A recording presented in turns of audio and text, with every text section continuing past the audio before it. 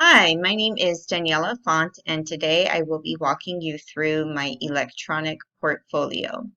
I decided to use a new tool for me called Weebly.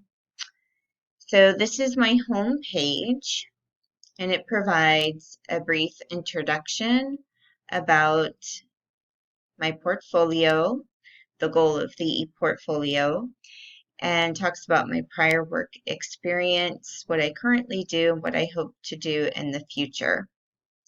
And there's also a quote that I think applies to people with developmental disabilities.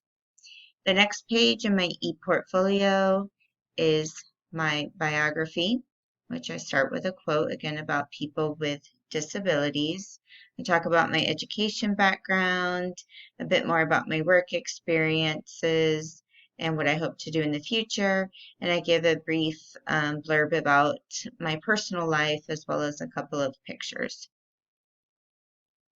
The next page, again, offers a quote that is significant to me, and it also shares my resume, just kind of a brief format of my resume, and then there is a link to my full resume for potential employers that might want to take a look at it.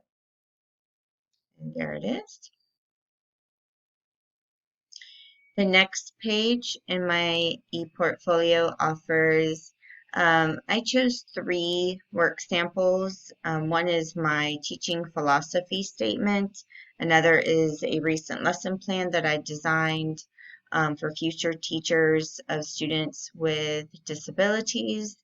And the third assignment that I had actually completed for higher ed course is a historical issue PowerPoint presentation, which is about the history behind people with developmental disabilities and their integration into the school system.